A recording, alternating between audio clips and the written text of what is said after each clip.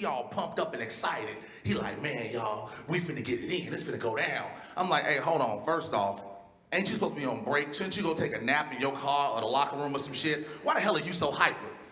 He like, nah, don't worry about all that. But I want y'all to hop up on these treadmills. I'm gonna put in this Rick Ross CD and we gonna get started. Ain't shit good in life ever started out with a Rick Ross CD, okay? Nothing, ever, nowhere. He like, I'm gonna put the CD in, and when the beat drop, I want y'all to go to 10. I'm like, 10 what? He like, 10 miles an hour on what? The treadmill. What treadmill? That treadmill. I'm like, who? He like, you. I'm like, evidently your ass didn't hear the no when I told this motherfucker, no, I don't wanna do this shit. So peer pressure kicked in again, and we got started. Now, for those who don't know, a normal CrossFit session lasts about an hour or so, right? I lasted all of 3 minutes, because I ain't never sweat so much so fast in my goddamn life ever, okay? Do y'all not seem to understand? I've been to child support court, pulled over by the police with a bogus license and drugs in the car. I've busted nut in females I should have never came in, and I ain't never sweat as much as I did as in 3 fucking minutes of CrossFit. Hey, what's going on, everybody? Welcome to another episode of Never Submit Podcast. It is your host, Josh. Yep, I am actually going to be doing a couple of shows here. Our good buddy Matt, who's normally our host, is still dealing with some stuff in Chicago, so I'll be taking the reins, for a little while. And today I am actually really stoked because we got a really cool guest on the show. Kind of a guest and then kind of a co-host too, man. This dude's doing everything right now. Kind of like another guest we had before, where he wears multiple hats. I've known him as a professional wrestler, but he's also a stand-up comic. Freaking hilarious, man. A movie actor, movie star. He's been hanging out with guys like Tom Arnold, Snoop Dogg. You've been everywhere, man. That is an introduction for Mr. Jay Washinton. Jay, how you doing today? I'm good, man. Thanks for the introduction. I appreciate it. I'm doing good, though. Oh, no worries, man. That introduction is definitely well earned. Everything I see on social media with your stuff, whether it's Facebook or Snapchat, dude. I mean, yeah, you're definitely killing in the scene. So, I mean, first off, like, how does it feel just to be doing what you're doing right now? You know what? Honestly, it's surreal when I sit back and actually think about everything. I'm always go, move. Right. Do this, do that. For sure. And so sometimes I don't get a chance to think about it. Uh-huh. But when I sit down and I just reflect on everything I've done and I'm doing, I'm like, wow, I'm doing a lot of stuff I never would have dreamed I've been doing. And it's been amazing. I tell everybody it's been nothing short of a blessing, and I'm grateful for all of it. No, it's good, man, and I'm glad you are having a good time. Yeah, and I'm glad you're tasting some success while you're out there. How long have you been out in LA? Because I know you're from Chicago, right? Yeah, from Chicago, man. I just got out to LA last December, so it'll be officially a year coming up. I haven't even been out here a full year. Oh, okay. I didn't realize that it was just under a year. For some reason I kept thinking like it was maybe like 2 years or something. No, a lot of people are always like, when I tell them, they're like, oh, you had to been out here for a while. Yeah. And then I start telling them, like, nah, I've barely been out here a year. They're like, how the hell are you doing all of this in less than a year? I'm like, again, I'm blessed with a lot of great opportunities, and I just believe in working to make stuff happen consistently. So that's what I've been doing.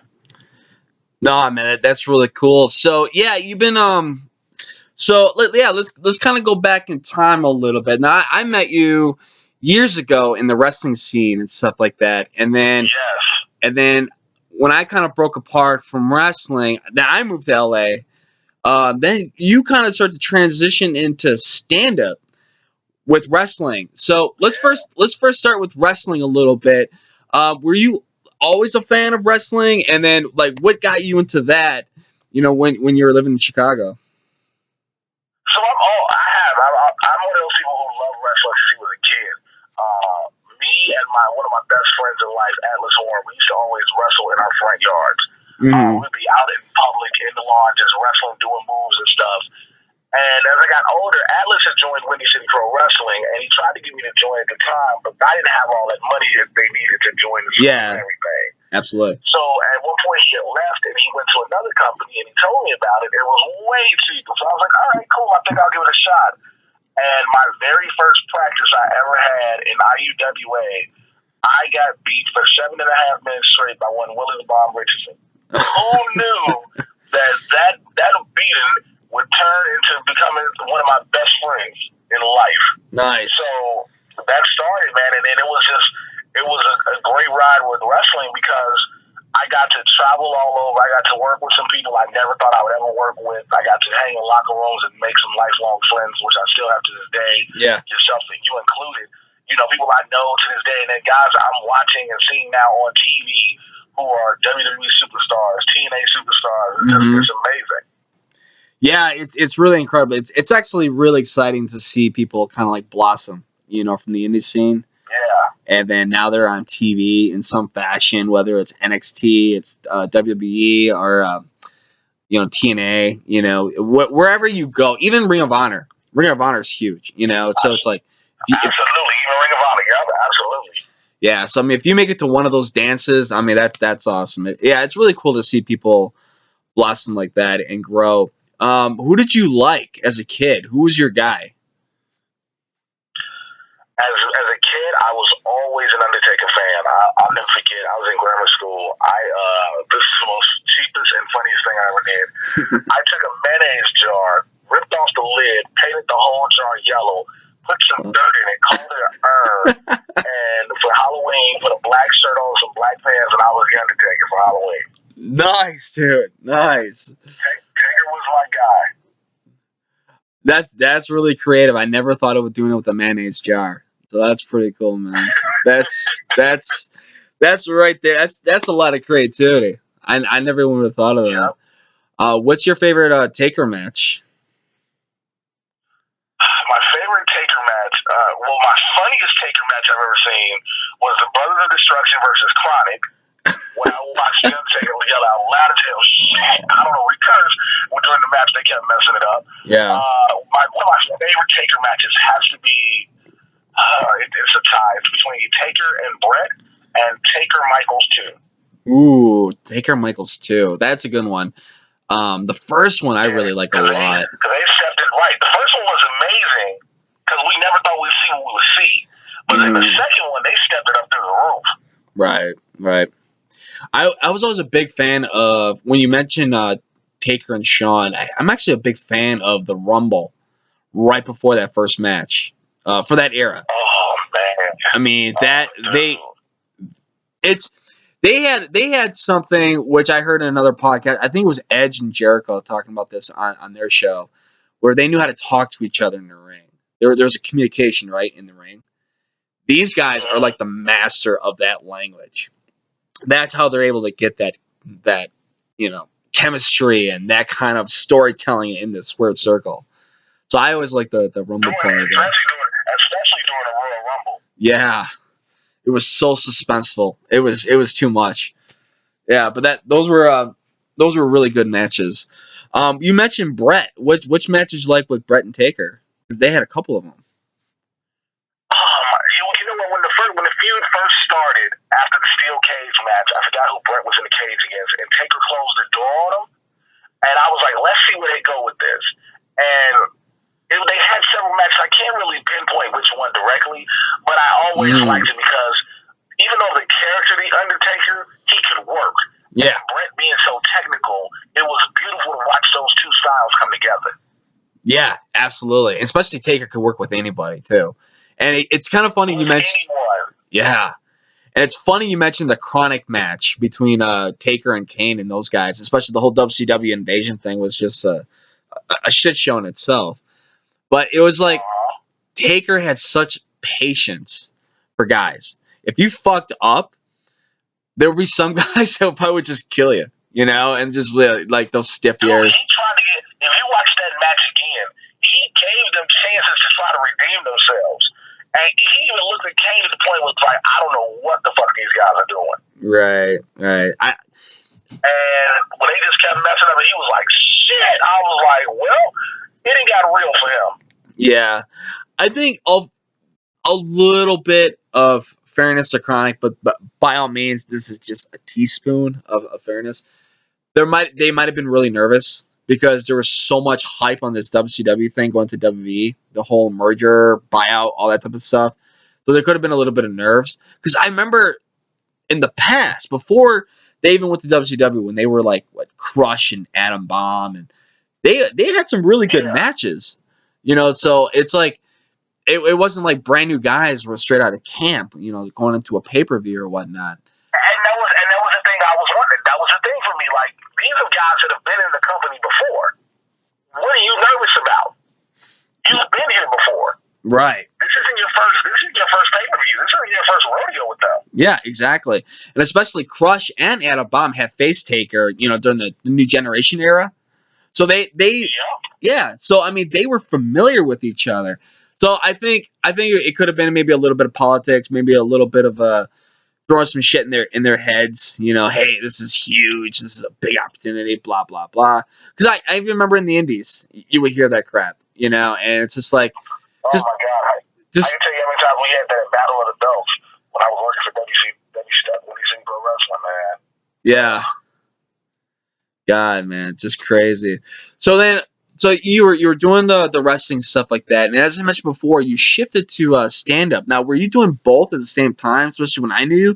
Because I think I met you and your partner because you were part of Team Damn It at the time, and hey, I remember all that shit, man. That were you? So were you doing stand up like in 05, 06, 07, those time frames, or did I? No. Okay. No, not at all. So this is what happened. Here's a story a lot of people don't know. Ooh, as to give it why to me. Trauma started to slowly step out the ring. Mm-hmm. A lot of people don't know this. So towards the end of 2007, I started, really stepping my game up in the ring. I got more opportunities as a solo performer. I didn't always have to be with Team Damn It or the Soul Touchers. So I got more opportunities to do things on my own. So I worked to make sure I'm busting my ass. Sure. So I was by the time I started we got into Elite Pro, we were doing a lot of things there, and Vanguard was jumping off. And I was doing a lot more stuff, and I was working with guys where we had this relationship of, if you're going to put it in, I'm giving it back, let's have a ball. Well, I started working for a chiropractic company as a medical biller, and we got free chiropractic treatment. And the first time I went, I got my neck x-rayed. Ooh. And the chiropractic doctor sat me down and said, listen, your neck is supposed to be like a backwards C. Yours is going straight up and down. I don't know what it is you're doing, but you're going to have to stop or your vertebrae are going to fuse. Ooh. Well, of course, at the time, we heard about Austin, we heard about Edge, we heard about Angle, so things like that. Yeah. Well, I got introduced to a girl who had an entertainment company, and she discovered me on Facebook and was like, you ever thought about doing stand-up? And at the time, I was like, I don't know, maybe couldn't really know how to get into it. I started doing a few open mics here and there. Well, I found out I was pretty good at telling jokes because of years of cutting promos, things like that, just being a naturally funny dude. But my neck started messing up. So I was like, I know I'm not going to be able to be in the ring full time anymore pretty soon. But that's how the transition from wrestling to stand-up came. And then it started happening where things started picking up in stand-up. And then I was like, I really am not going to have time for wrestling anymore. So that was how I was able to pull back from wrestling pretty much altogether. I mean, every now and then, depending on the situation, I'll relace up the boots. But as a whole, I'm pretty much, as they would say, retired. Gotcha. So you just had to stop because of your neck, like you mentioned, or Kurt Angle and Edge. Like Edge, he was forced to stop because of that. Yeah, he was forced. If he took another bump, it could kill him. Mm-hmm. Absolutely. I think even the $1 Million Man, Ted DiBiase, had the same injury, if I'm not mistaken. Yeah, it's a very common thing in wrestling. Unfortunately, that is a very common injury. So no, you probably made a very wise decision on that. So you said you were starting to do open mic nights and stuff like that. And you said you thought like, I kind of got a niche here. I'm kind of doing pretty well. So with the open night. Well, what it was, I did my first open mic, and I killed. I was like, damn, I'm good. And I went back to next week, and I bombed horribly. And I was so busy trying to chase the fact of what was it that made me make people laugh. And that's what got me hooked. Gotcha. And so, like, That's kind of interesting. Because that's usually the opposite for a lot of comics. It's like the very first night they go on stage, they bomb, they stink up the. I know if I did stand up, I know I would totally bomb. Right, I'm just not that way in humor. But what do you think was different from doing really well than the second time you bombing? Like, what was there like a different? Where Well, I know when I first decided to do it, when the girl who had the entertainment company who was going to be my manager at the time, sure, she was like, well, she was like, all you got to do is really have 5 minutes worth of jokes. And I'm like, well, I crack promos all the time. I crack promos all the time. Well, I got to write jokes. I'm funny. I'm good. I tried to write something else instead of just trying to develop the same material. I tried to write something else because I was cocky. I was like, oh, this is definitely going to work. And it didn't.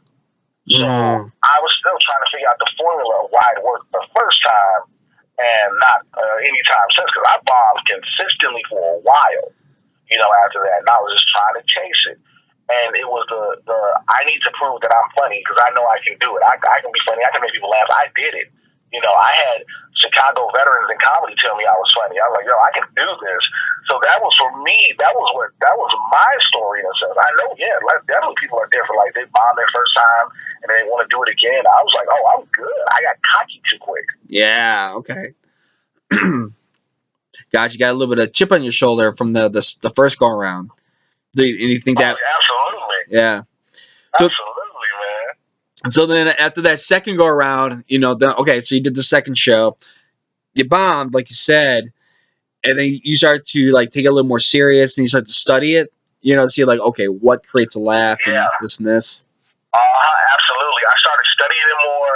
I started writing a little bit more. I started I started recording myself to listen to myself. Because I was like, well, what did I do wrong? I wanted to study myself. I Yeah. started watching stand-up more on TV, old school stand-up specials now. I mean, I would always watch them, but now I'm watching them more detailed. Like I'm studying film. Okay, this is how a comic handles this. This is how a comic handles that crowd. Because I know a lot of people when they begin, they watch stand-up specials to see, oh, I can take this joke. I was like, nah, I refuse to do that. I just want to see how a comic can deal with a certain crowd. Right. I wanted to take notes on that, and that's what I kept doing. Gotcha. Who would you watch a lot? Was there any particular comic that you would just like glue to? Yeah, I still let him know he's passed on. I would always watch Patrice O'Neal. Okay. I would watch Martin Lawrence, of course. Sure. I would watch. I even found I was into hearing about Carlos Mencia, hearing about different people that just started coming up. So I was watching just a bunch of different comedians.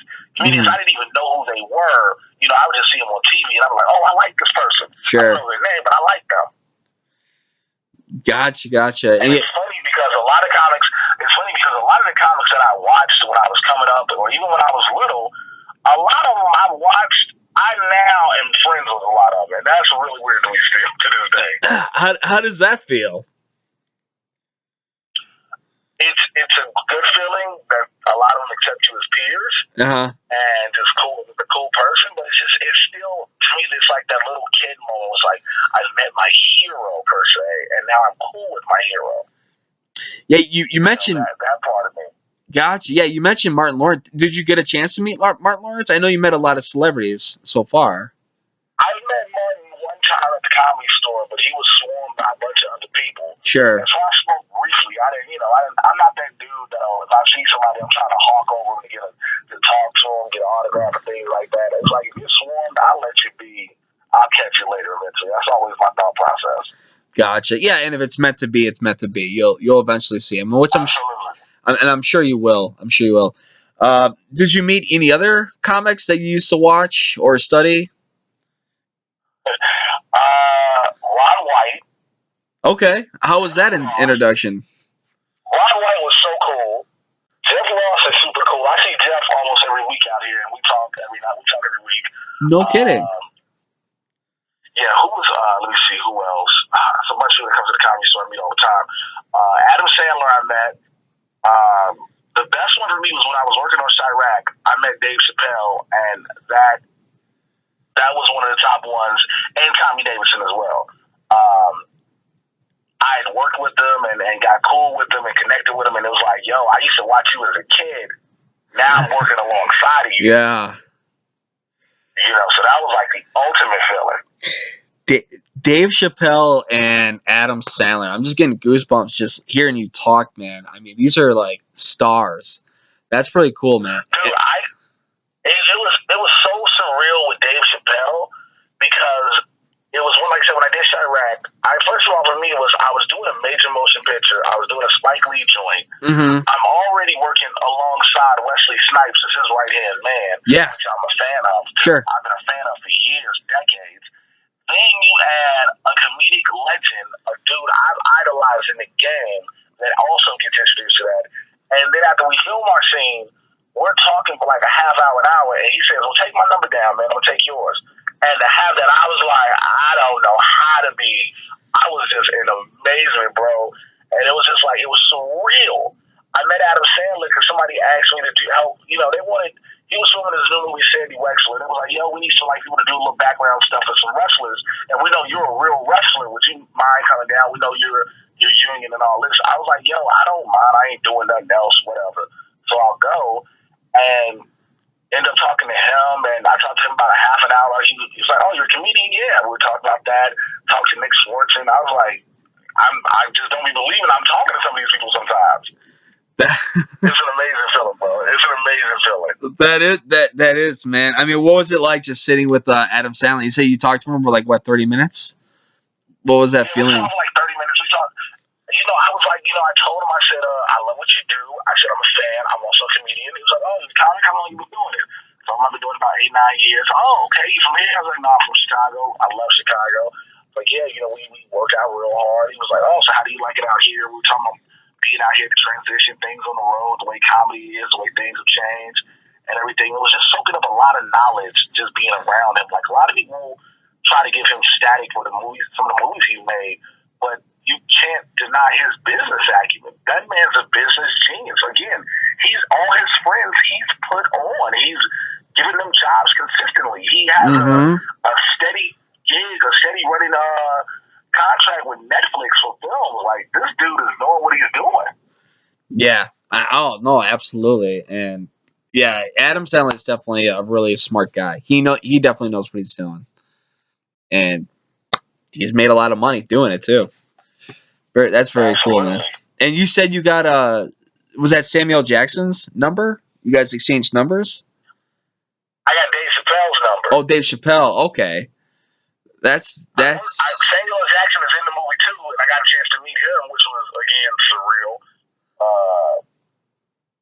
I tell everybody, I've met a lot of people throughout wrestling and different things I've done on my own. But I always say that I have to give a lot of credit to Spike Lee for giving me the opportunity to be in Chirac, because it allowed me to work with so many A-listers that I never thought I would ever come in contact with. So work with Dave Chappelle, Wesley Snipes, Samuel L. Jackson, Angela Bassett, John Cusack. To be around these people was just surreal. You know, these are Hollywood A-listers who the camera and the paparazzi, they can't always on them. And I'm working with you and I'm cracking jokes with you and just having a regular conversation with you. That's really wild. As I mentioned, dude, I'm just kind of like listening. I'm kind of in awe just in everything you're experiencing right now, and even then in that movie. So let's go back in time. Oh, I'm sorry. Go ahead, Jay. I'm listening, Josh. Oh, okay. I'm listening. I thought I was lost your waiting. I was gonna say let's just go back in time a little bit. Yeah, the Spike Lee film, and as you mentioned with Sam Jackson, John Cusack, Dave Chappelle. How did you get that gig? Because it sounds like that really sparked your career. So I'd been doing stand up for a while. I've done a few little projects. I did a couple of commercials for TD Bank out in New York that aired on the entire Eastern Seaboard and wherever the Celtics were playing or the Bruins were playing at the time. Mm-hmm. And I did those. I have an agent in Chicago, and he called me one day and he said, I got an audition for you. He said, this was the world's worst kept secrets for the Spike Lee movie. So I was like, all right, cool. So I get my lines, I learn my lines, I go in, and we're doing it at this Black Ensemble Theater. It's a legendary place in Chicago. And I'm walking in, and I'm just seeing all these different actors and actresses. and I see Val Warner from Chicago's Windy City Live. Mm-hmm. I'm like, okay, Val's in an audition for this. And I'm like, all right, this is going to be another audition with another casting director. Let me just impress them and I'm done. All of a sudden, out the blue, I see Spike Lee come out the door. I'm like, oh shit, he's really here. No need for me to get nervous now. I know my lines. So I walk in the room, I hand Spike my headshot and my resume. He was like, oh, so you're a comedian, huh? I was like, yeah. He was like, are you funny? I was like, my schedule says so. He was like, well, I know a lot of funny people with a busy schedule. I was like, well, lay it on me. So we go through the scene and everything, and with the casting director. And after then, we talked. And before I left out, never forget him telling me, he was like, hey, so what are you doing for the summer? I was like, I'm here for the summer. He was like, all right, cool. I'll be in touch with you. I left out that room. I was like, I'm 96% sure I just booked the role of the Spike Lee movie. Wow. Next day, my agent called me. Yeah, my agent called me the next day and was like, you're put on hold right now, pending the availabilities. I was like, listen, I will change anything for this role. A week later, I got another email. Are you still available? Hell yeah, I am. Makes sense. I got a final email. It was like, cash and call one final time. They want to know, are you available these specific dates to film on this project? I said, look, if I have to, I will ask Jesus to wait to come back so I can film this movie. Yeah. 5 hours later, I got the call. I had booked it. Man, I know this sounds like a really competitive question, and I do apologize for that. But how did that feel when you booked it? Yeah. Go ahead. Yeah. How did it feel when you finally booked it? When they kept asking, "Are you available? Are you available?" And you said, "Hell yeah," and you booked it. I think when I booked it, me being a religious dude, I thank God first and foremost over and over, and I broke down in tears. Nice. Because I was a kid. I've been a kid who's watched almost every single Spike Lee joint up until then, and to know now, and every single Spike Lee joint is considered historic. Sure. Because it's a Spike Lee joint. It's not a film by Spike Lee. The joints are considered more, historical. And I knew I was going to be a part of history. I didn't know how big it was, how small it was. I just knew I was a part of it. And I was like, oh my God, this is happening. Then I'll never forget when I got brought in the wardrobe, they were buying our clothes. They took us to go buy our clothes. And the head costume designer was like, oh, he's going to look great with Wes with this on. I was like, excuse me, Wes who? She was like, you don't know what you're doing, do you? I was like, I have zero idea. She's like, oh, you're Wesley Snipes' right-hand man. And I damn near passed out in the clothing store. Wow. And it was surreal. I couldn't believe it. It was like, wait, what? And I couldn't believe it. And it was just such a great feeling. And then to know, I mean, regardless of the response that the movie got or whatever, I knew I got to work with a bunch of legends, one being Spike Lee himself. Yeah, yeah. And it's just been a great feeling, riding the wave of that and other things that have come after that. I mean, well, despite any kind of feedback on the film itself, whatever. I mean, you have for your own life, you have this historic moment. I mean, right now you have a handful of those right now in LA, but for that one moment, like you said, when you booked it, and then you became the right hand man for Spike Lee, not Spike Lee. I'm sorry, Wesley Snipes. Wesley Snipes. Yeah. It's like, dude, that's a moment for you. That's a moment you'll never forget.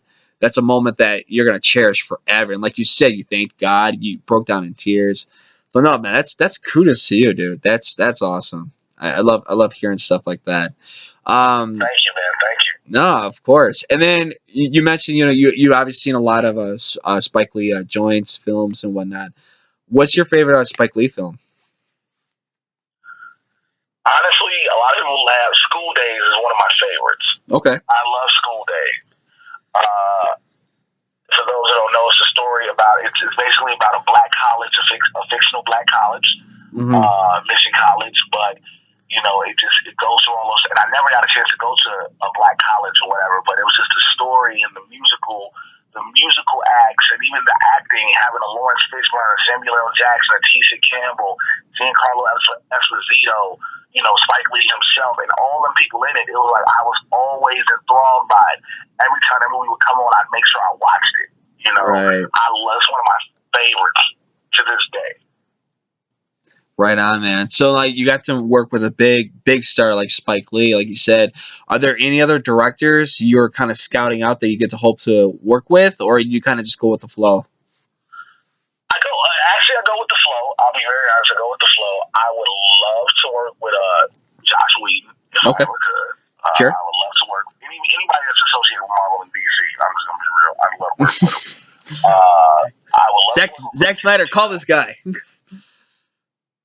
Yo, please, Zack Snyder, listen, I can give you some pointers. I get it. Look, I got my finger on the pulse of what Yeah. people are talking about with your DC movies. Boy, I want to work with you. But I I would love to work. It's a variety of directors. Mel Ava DuVernay, I would love to work with her. Ryan Coogler, like I said, James Gunn, Quentin Tarantino. He's legendary, regardless of what people have to say. I would love to work with him. Sure. There are just so many. I would love to actually just be able to say, hey, this is on my resume. This movie directed by, one of those legendary directors. Hey, man. Well, hey, if you can get close with Sam Jackson again, because he's working with Tarantino all the time. I mean, I think he's in. I know, right? Yeah. I would love it. You know what? I see that, like, if he stays working in general, so he's a motivation for me. Yeah, absolutely, man. He's definitely a hustler, but he's good at it too. It's not like he's some slouch. I mean, he's a talented guy. So the moment you get him on your sheet and it says like that he's in the movie, oh man, sign me up. Yeah, but yeah, Josh Whedon is if I have my information correct, he's shifting to TV again. So if you had I think so. Yeah, he stepped away from the Marvel movies. I know the Russo brothers; they have the next Avengers. So yeah, but Josh Whedon, I watched some of his projects he's done, and I was like, oh, I like the way he puts films together. So definitely would want to work with him. Yeah, it's really impressive. Not just Josh Whedon though, but just Disney in general. With of course Marvel, right? Just what they've been doing for the last couple of years. It's incredible. I mean, they just I say like Disney right now, especially with Star Wars, what they're doing with that, especially The Force Awakens. They're just so hot. I don't think anybody can really beat them right now. I mean, unless like a James Cameron went back to what's that? I said, I don't think so either. Here's the thing that I love what Disney and Marvel did. Marvel did something that was unprecedented. They said, listen, we're going to try we're going to try two movies right now. We're going to try these two movies. If these two movies work, we're going to go to this point. If this movie works, we're going to do a bunch of other movies that'll take us to this point. Mm-hmm. After then, we're going to go all the way to this point, which means basically in between, we're going to give them about 20 to 25, if not 30 movies, and guarantee you they all will be blockbuster hits. Which, regardless, I mean, financially at the box office, all of them have. All of them have in the Marvel on the Marvel side. Yeah. Marvel can't put out a movie that's a Marvel studio movie that people aren't rushing to go see. And Yeah. I have to preface that because people are like, well, what about X-Men Apocalypse? That's not a Marvel Studios movie. Right.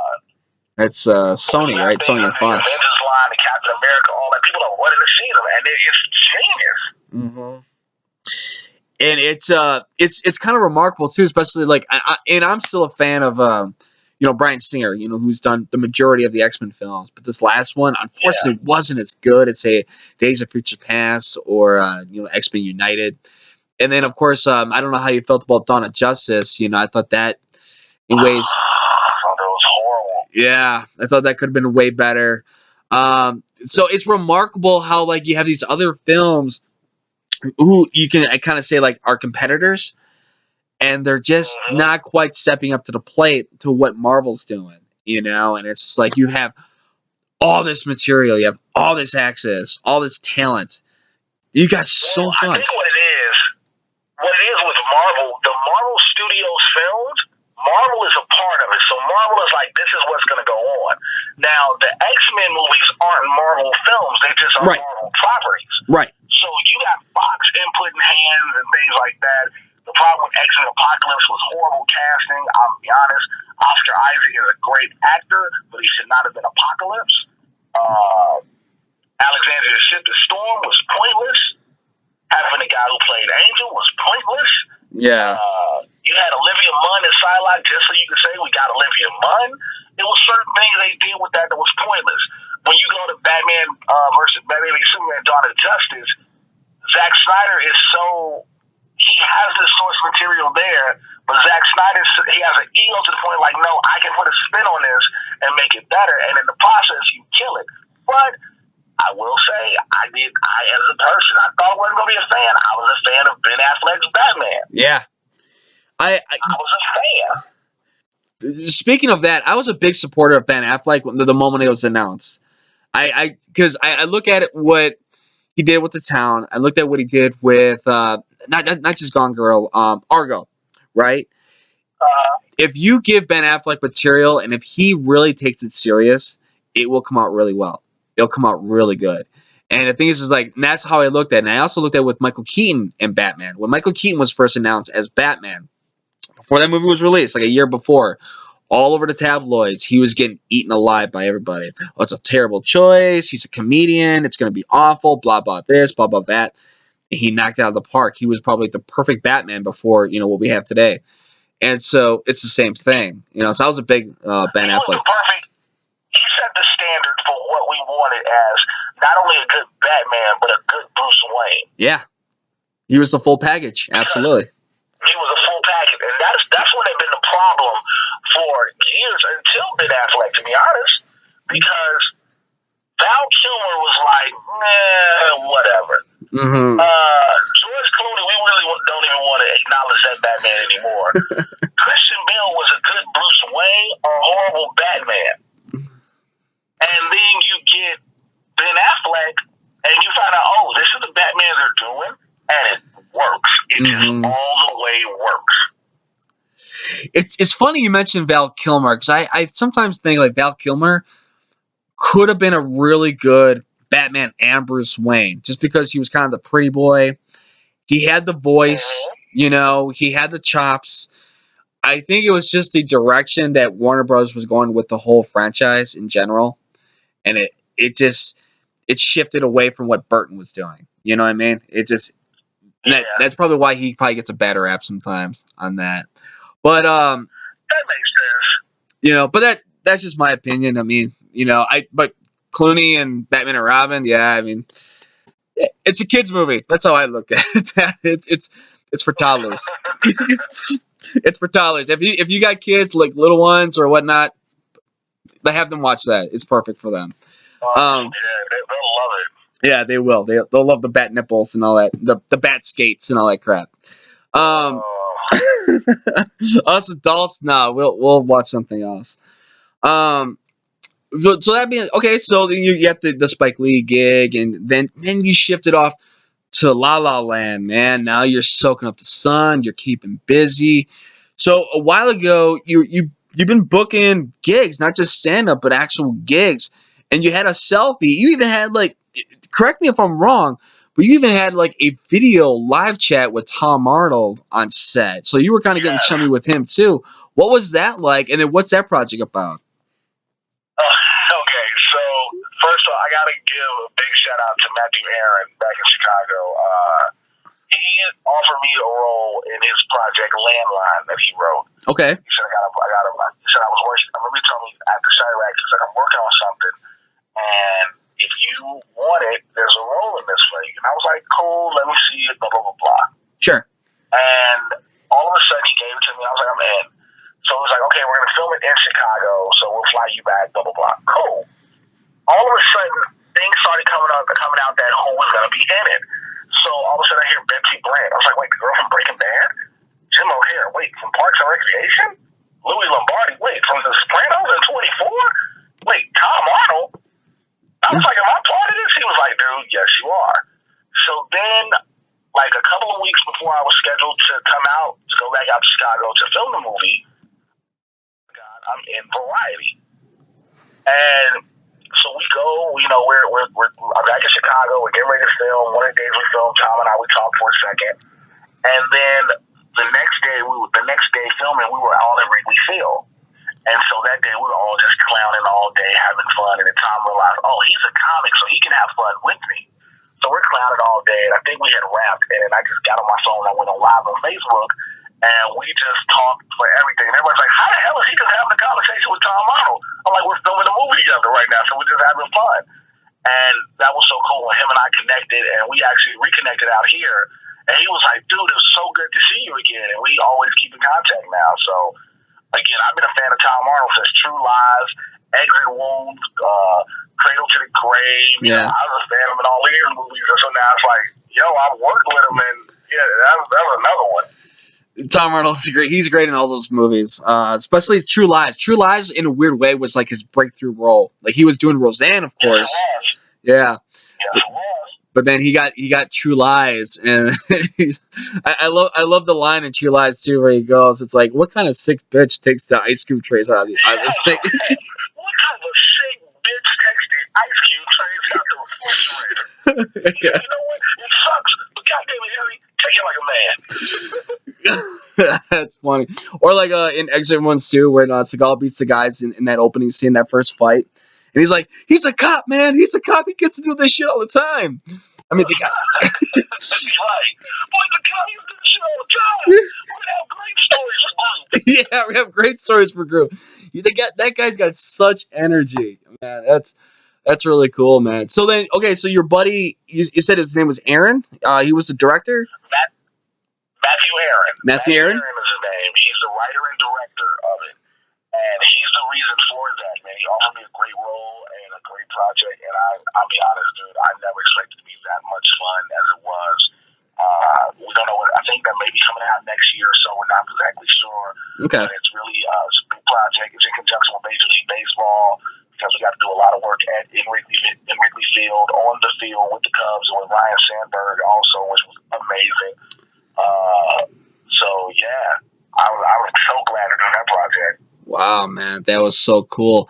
And then, recently too, you had a another picture on social media with Snoop Dogg. What were you doing with Snoop? So, if you're allowed to talk about it. Him and Martha Stewart have this show coming out, Martha and Snoop's Potluck Dinner.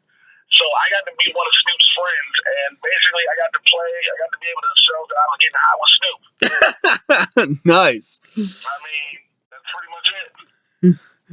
That's cool, man. That's cool. How long did you shoot that for? Was that just for a day or a day or two? Just for a day. That was just a day shoot. Oh, that's cool, man. It was a day shoot, so yeah, it was fun though. Gotcha. So you got any other projects coming up that you want to plug? Let me see what else I got coming up. Well, I also did, I got a major commercial that'll be dropping pretty soon, a national campaign with a very big known actress. I can't really disclose it in full, but it'll be coming out probably within a week or so. Okay. Also, I shot on, Beverly Lakin from Seventh Heaven, better known as Lucy, Jodie Sweetin, also known as Stephanie Tanner from Full House, and Beverly Mitchell, and Christine Lakin from Step by Step. They all have a reality show called Hollywood Darlings. I filmed an episode with those three ladies. That comes out in February. I've also just constantly working, just trying to see what else is next. Stand-up has been a big thing, really, for me. The biggest thing working on also right now has been the Trusty Sidekick podcast with myself and Bobby Hill. We talk about all the Marvel and DC TV shows and movies, and we're almost a year in, and we've been pretty much blowing up real crazy. We've had, guests from the TV shows actually on the podcast. We got upcoming guests on the show, so that's been a great thing, man. It's been super fun. Also, I've been doing a lot of great things with Screen Junkies. The love I've been getting from them guys and girls has been surreal.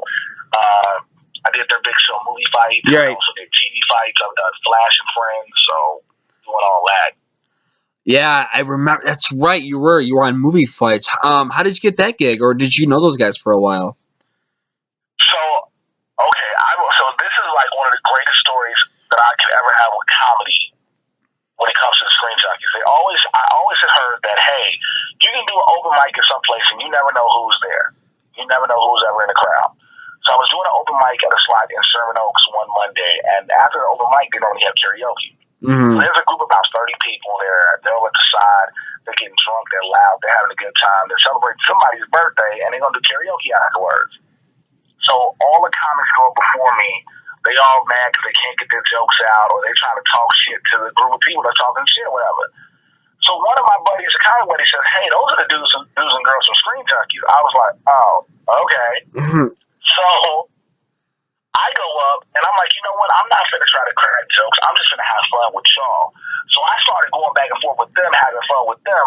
Sure. I was like, look, and I even said it while I was on the mic. I was like, I'm treating this like a job interview. You need more black people on the team, and here I am. And so the creator, Andy Signor, was like, yeah, you know what? You're right. I want to hire you. And so we were joking back and forth. And then afterwards, I went talking to him. Andy and I exchanged information. He hit me up, was like, hey, you can do movie fights? I can. And so I got a date to go on movie fights. I lost my first movie fights, but I was having so much fun and making people laugh and giving so much good information. Everybody on Twitter and social media was like, bring Jay back, Jay back. Then I got hit up to do TV fights, and then everybody's like, oh my God, we want him back on this again. Then I did Flash and Friends, and everybody's like, yo, please just keep him coming back in the rotation. So the love I've been getting from the Screen Junkies guys and girls has been amazing. No, man, those shows are a lot of fun. I like how they just go into competition with different topics and then just kind of like, compare and debate. It's really cool. It's a lot of fun to watch. Yeah, man, I knew they were popular, but I didn't know their reach was that amazing until I'd done all the shows with them and whatnot. And again, besides what they do, for their social media presence, it's a good bunch of guys and girls. It's just so fun to be around, and I love being around them. No, it's really cool. And director Kevin Smith goes on that sometimes too. So you might even run into him. Be another director you get to work with. I hope so. Yeah, man, absolutely. But so let's shift over to a little bit of wrestling since we were talking about wrestling before. Do you still watch the product at all? Like any WWE, NXT, anything like that? Actually, I do. I actually do. I watch a little bit of all of it because, again, like I said earlier, I got a lot of buddies who I've come up with who are in there. I trained with Callisto. I started out I trained with Callisto. I've done shows with Prince Mustafa Ali. That's when me and him came up together. Got it. Lindsay Dorado is my buddy. Marseille Rocket, who's on Impact Wrestling, is like my little brother. So I keep up with it. David Otunga is one of my best friends. So it's I definitely keep up with it. I'm glad the product is shifting a little bit now to the point where it's getting more interesting. Yeah, I was really relieved on that too. Like right after WrestleMania. Because that was really something else. You mentioned David Otunga. Like he's doing a lot of attorney work now for them, right? Because he's an attorney. I think he's. David's actually doing a lot. David is doing a lot of acting. Oh, he is. Okay. David is doing a lot of TV and film. Yeah, David's doing a lot of TV and film. He actually was just nominated for. He's nominated for a SAG award for. I think what happened for the show. What happened last night. So he's been doing a lot of work. Him and I talk on the regular when he's not busy. But sure. I tell everybody I watch what he's done from his career on reality TV to get into the E, and now I tell him, I said, dude, you're an inspiration to me. And he was like, nah, bro, you're an inspiration to me. So we go back and forth with that for a while. Man, just like when me and you kind of text with each other, I think we're an inspiration for all of us, man. We just kind of follow each other, and it's just kind of incredible how we all grow. Because it pushes you. It does. It's so inspiring. When you see people they're doing great stuff, you want to see them succeed. You want to see great people succeed. And like when I see you doing shit, I'm like, dude, that's amazing. Yeah. And I'm sincere with it. I know a lot of people who say things, and especially being in LA, one of the biggest things out here is people will tell you they're proud of you for something, but they're actually jealous. Like, if you're succeeding in something, you making something amazing happen, I don't give a shit how you got it. I'm glad that you got it. I don't need to know for myself, because if you got it, if it's meant for me to have something similar to that, it'll happen. But I'm happy when you get shit on your own. Like the shit I've seen you do, Josh, I'm legit happy for you. Well, man, and I really appreciate that. And the one thing with me is the thing that I get, more than likely, I share it. I don't keep it to myself. It's kind of like that old saying, share the wealth. It's like if you need something, I got it. It's like, sure, let me see what I can get for you. Like for me, I've done like kind of like when we were Facebooking, at one point. I say with you had a lot with the talent. I work a lot with the executives, the money people, and stuff like that. I've been very lucky with that. So it's like if anyone needs help with that, text me, call me. I'd be more than happy to try to set something up for you. you know. And it's like with you, you just been killing it with talent, you know. Just as you mentioned, hanging on to Adam Sandler and all that, Dave Chappelle, and yeah. But I mean, hey, we have our niche, and we need to share it. You know what I mean? There's like a saying where like Denzel Washington's got a saying where he says like, doesn't matter, how much you have, it's what you do with it, because when you leave the earth, you can't take it with you. So you got to share it, and that's how I always look at it. And yeah, man, and there's a lot of people in LA, like you said, are kind of fickle. They'll tell you a story, and there's a lot of storytellers out there. It's like, keep it to the script. Don't tell me any more stories. Um, but going back to wrestling really quick, how did you feel about the big Goldberg return and the big match that's being announced for Survivor Series? Okay, I'm not gonna lie to you. So the match is Survivor Series. They said it's Survivor Series. That's the word right now. Yeah. I know Survivor Series. Yep. It's marked for Survivor Series. I think that should be Mania. That should be Mania. No ifs, ands, or buts about it. However, I will admit, just to see him come back out with the same intro as he's always had, it got me chills down my spine. He carried a promo like he's always done it. There was no need for anybody else. I mean, it'll be interesting to see how this goes, given the fact that when we last saw him and Brock together in WrestleMania 20, neither one of them gave a shit about their jobs. Right. Both of them contracts were up. But for Goldberg, I think Brock now is comfortable where he is. So he loves where his position is with the company. He knows what he's doing. He's like, yo, I get to work part-time. I'm working how I want to work. I got a good deal going. I personally think it's a great thing. Like, dude, I mean, my part of my childhood was revived watching that. I definitely agree with you. I think it should be a WrestleMania thing. As a matter of fact, because next month is November, so that's obviously Survivor Series. So this is actually coming up pretty quick. There's not a lot of build to it besides internet talk, right? Like social media talk. Right. There was a lot of tease, like on social media, like other podcasts. Like I know Goldberg did Stone Cold's podcast maybe two months ago. There was the video game, of course, but other than that, like personally for myself, I think Goldberg should do maybe one more program before Brock. Kind of like when The Rock came back.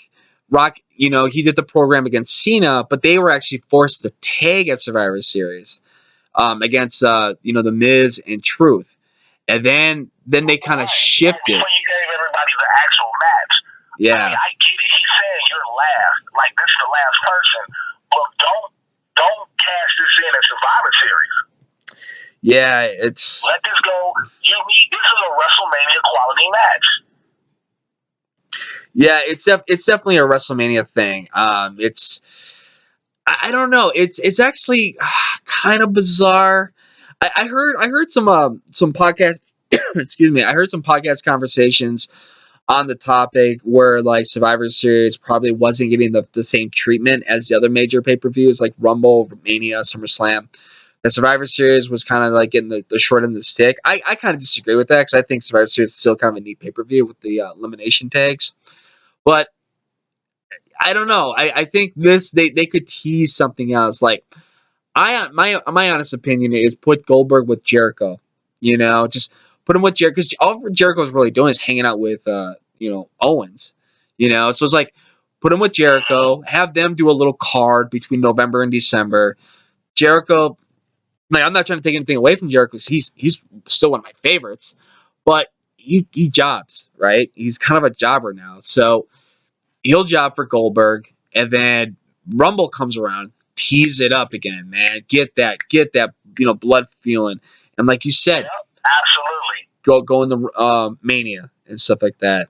And also too, it's just the fact that it's kind of, in my opinion, it's kind of like Goldberg's.